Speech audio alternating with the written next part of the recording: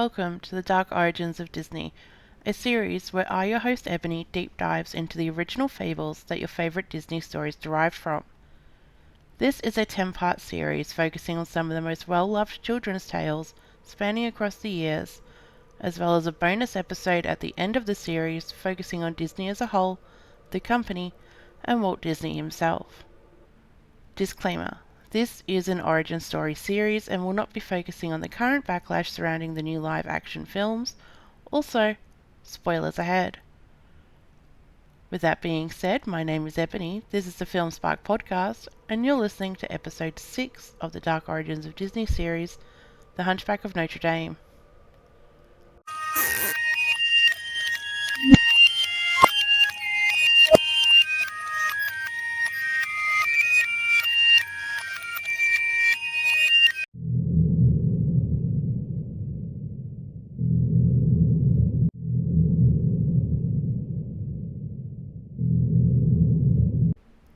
The Hunchback of Notre Dame is a 1996 American animated musical drama film produced by Walt Disney Feature Animation and released by Walt Disney Pictures.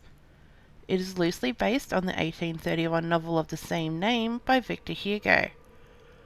Featuring the voices of Tom Hulce, Demi Moore, Tony Jay, and Kevin Kline, the film follows Quasimodo, the deformed and confined bell ringer of Notre Dame, and his yearning to explore the outside world and be accepted by society. Against the wishes of his cruel, puritanical foster father Claude Frollo, who also wants to exterminate Paris's Roma population. The film is considered to be one of Disney's darkest animated films due to its mature subject matter, such as infanticide, lust, anti-Zionism, and genocide. Despite the changes made from the original source material in order to ensure a G rating from the MPAA. The musical score was written by Alan Menken, with songs written by Menken and lyricist Steve Schwartz, who had previously collaborated on Pocahontas. The pair later also collaborated on 2007's Enchanted and its 2022 sequel, Disenchanted.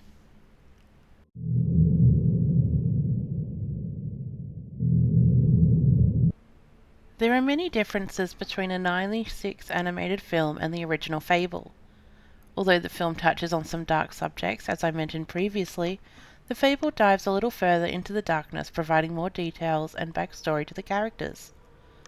The following are 10 differences you can find between the 1996 animated film and the original fable. Starting at number 1, Frollo is a priest and not a judge. In the novel, Claude Frollo is the Archdeacon of Notre Dame and takes in Quasimodo while also caring for his younger brother Jehan. His interest in alchemy has alienated him from the citizens of Paris, and though he tries to be a good person, his lechery towards Esmeralda turns him into the novel's antagonist. In the film, he is a judge, and is established from the beginning as an evil man. Number 2. Quasimodo is a protagonist. In the novel, Pierre Grignard is the protagonist, an author stand-in for Hugo, as he is a struggling poet and playwright. Grignard ends up getting caught up in the middle of things when he finds the Court of Miracles and has to marry Esmeralda to avoid his own death. In the Disney film, Quasimodo is the protagonist and Grignard doesn't exist. Quasimodo's desire is to go out into the world and be accepted by it. At number 3, Esmeralda and Phoebus end up together. Phoebus is a lecherous, awful person in the novel, while in the film he is a heroic, kind man. The film is much more a traditional love story than the novel. Though Esmeralda is in love with Phoebus in both the novel and the film, his reaction is different in each, considering his character. In the film, the two both survive and end up together. In the novel, Phoebus does not rescue her, and marries his betrothed Fleur de Lis. Number 4. Esmeralda is really a gypsy. The novel has an extensive subplot about a French woman who is wasted away in a cell of her own making because she has lost her daughter. It turns out that her daughter is Esmeralda, born Agnes, who was stolen by the gypsies in exchange for Quasimodo. Disney's film omits this entirely, and Esmeralda is a gypsy at birth. She advocates for her people in the moving song God Help the Outcasts. Number 5. The Gargoyles Come to Life. In the novel, Quasimodo is half deaf and blind from the bells and has no one to confide in. He is intensely loyal to Frollo for taking him in as a child, but in the film he is simply physically deformed and he confides in the gargoyles who also live in the bell tower. Though he is grateful to Frollo for taking him in, he's smart enough to realize that Frollo is abusing him and fights to break away from that relationship. Number 6. The book will kill the building. Victor Hugo's main message and goal are expressed through Claude Frollo about halfway through the novel in the sentences, "The book will kill the building." Essentially, Hugo was writing at the time when the Notre Dame Cathedral wasn't as revered as it is now, and was trying to save it through art. His statement is that the new form of the novel will kill people's interest in architecture. The film's adaptation drops this point completely, and the focus is to question who is the monster and who is the man, which instead looks at Frollo's internal monster and Quasimodo's goodness despite his deformity. At number 7 is that most characters survive. Hugo's Tale is a dark book where most characters die. Esmeralda, Quasimodo, Frollo, Phoebus, Gringor both survive, but don't have particularly happy endings.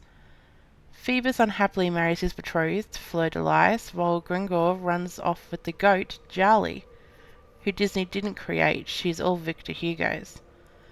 In the film, the antagonist Frollo dies by falling into the fire, but no one else dies. Ultimately, Esmeralda and Phoebus are together, and Quasimodo is accepted by the people of the city. Number 8. The major and minor characters are condensed. In both the film and the book, Clopin is the leader of the gypsies and plays a small role. In the novel, Frollo also has a younger brother, Jehan, who is a university student who would prefer to spend his money on other things. Along with Jehan, and the novel has plenty of other small characters who play roles in subplots or small sections of the main plot. The film condenses its characters, giving multiple roles to one character in the process. In the novel, Clopin rallies the citizens of Paris, while in the film, Phoebus is the one to do it. This action helps Phoebus seem more heroic and keeps the focus on him as the main character. Phoebus rallying Paris also makes it clear that he is against Frollo, the film's antagonist. The novel has many more characters and Phoebus isn't as much of a good person there. And at number 10, Esmeralda is hung. In the novel, Esmeralda is hung, while in the film her choice is either Frollo or being burned at the stake.